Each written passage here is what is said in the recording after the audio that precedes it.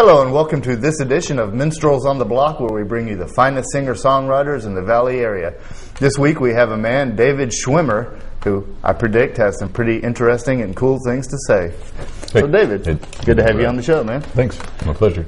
So tell me about yourself. Where were you born? Well, I'm born in New York City. Pardon me. I lived in a couple of parts of New York. Grew up in Brooklyn mostly. Nice. Yeah, of course. I left home when I was 16, so I guess I lost some of the accent. I can fake it if I have to, but I try not to. So by leaving home, like way away from home. Well, I went to Wisconsin for college when I was young, and spent years in the Midwest.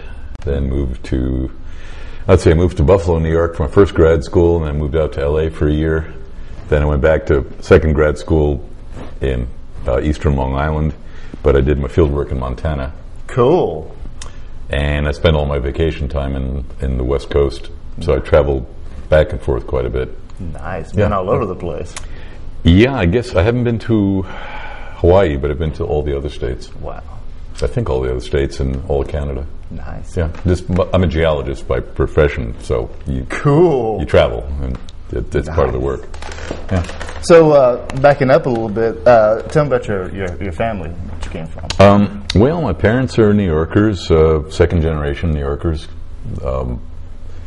both from immigrants' parents from Eastern Europe. Cool. They grew up in the Lower East Side, New York, real that sort of thing. My mom started as a mom, of course, and then she wound up becoming a business executive. Wow. She was kind of the brains of the family to a degree. My dad was an artist. Huh? He worked for the U.S. Post Office, and he had interesting jobs. He was the only full-time artist in the whole U.S. postal system. Wow. So when they had art consultation, they went to him. He made some postage stamps back in the 50s and 40s, actually 30s too. Nice. He was a lot older than me. He made war posters during the Second World War, stuff like that. He started as just a mail carrier, then went to art school. Nice. And he's an interesting character himself. He was 50 years older than me. Wow. So he really was an old guy. So there's a generation gap there. Yeah. He was old enough to be almost my great-grandfather, but he was also, in his young days, he was a baseball player. Nice. He was basically would be like a farm team for the Yankees. He'd never met Babe Ruth. I'd say, when he was out of it long before Babe Ruth came along. He's old.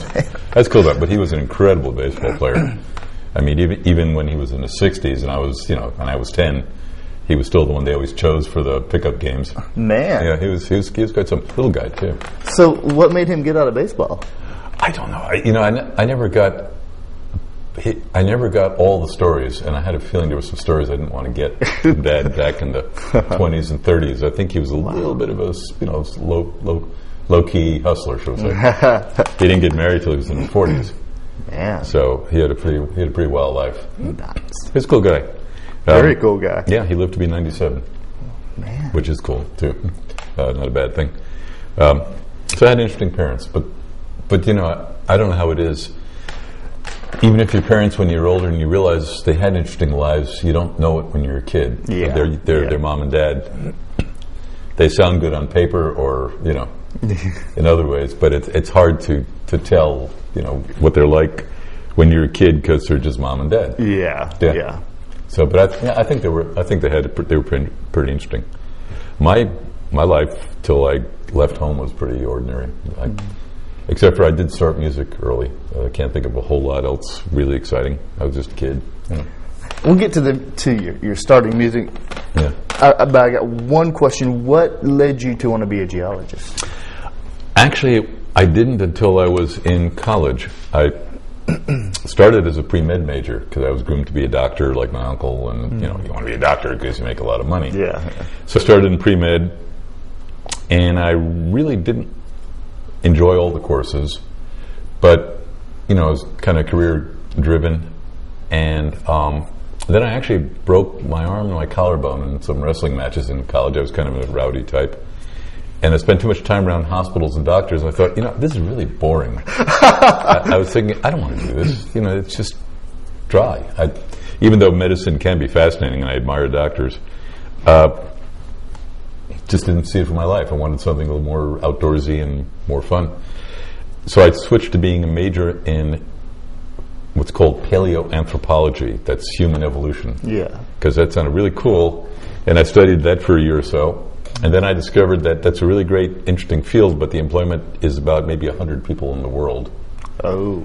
And that seemed a little competitive. Yeah. A little harder than being a musician.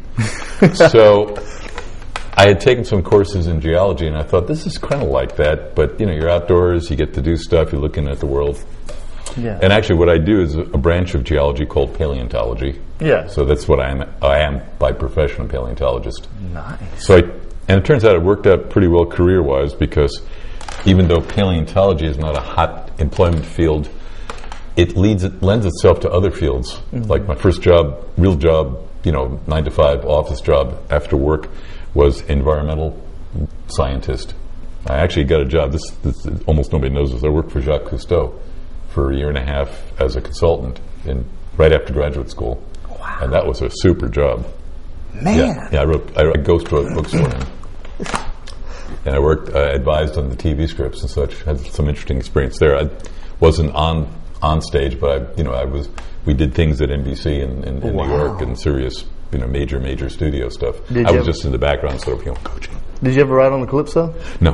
And most of my work consisted of going to an office in New York City. Yeah. But it was a very well-paying job, and I was in a nice apartment in New York, and we lived real well for a while. And you worked for Jacques Cousteau. Yeah. And that actually parlayed into the next job, just by the resume. So I got a job.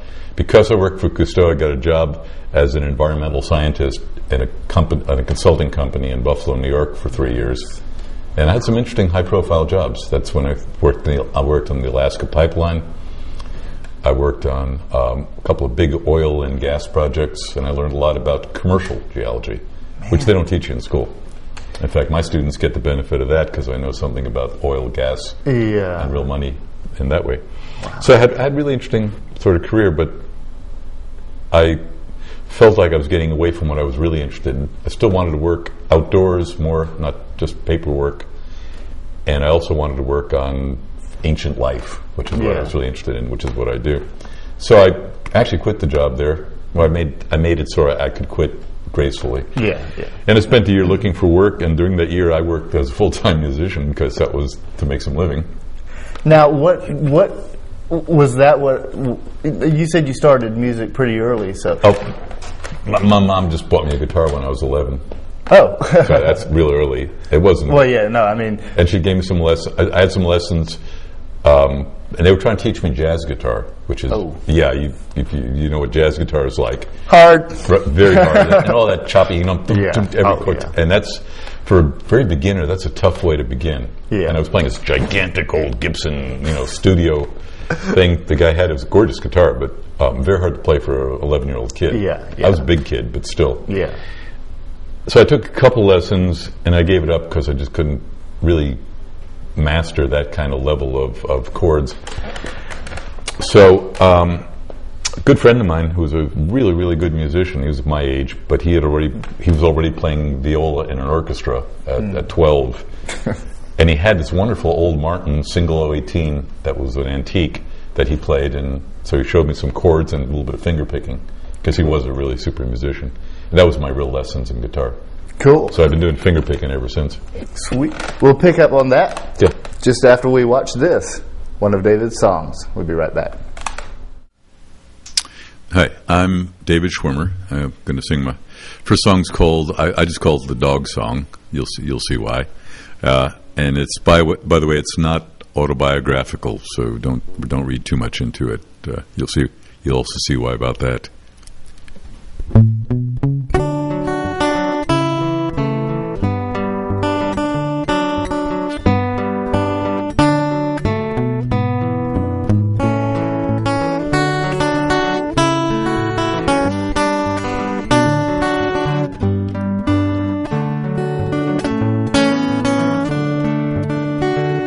Well, it don't matter where you go, don't matter where you've been. It don't matter who you're with, you won't see her again. Any place you ought to go where you've never been before. One thing that's for certain, man, you can't go home no more. had a wife and a pretty good life and a dog by the kitchen door, and a girl or two on the side for the times I needed something more. All of it came down one night when the girl and the wife collide. So I left the wife, the home and kids, the dog stayed by my side. Yeah, things a man can tell his dog, his wife just can't abide. It don't matter where you go, don't matter where you've been. It don't matter who you're with, you won't see her again. Any place you ought to go, you've never been before. One thing that's for certain, you can't go home no more. Well, the dog and me and the girl make three, but she doesn't stay around. There's times when I have to blink to tell the lady from the hound of the 5 good things my wife could do. My dog knows 2 or 3, but he still can't cook. And last I looked, he smells much worse than me. Yeah, my dog is gross, he licks his, I know he'll stay with me.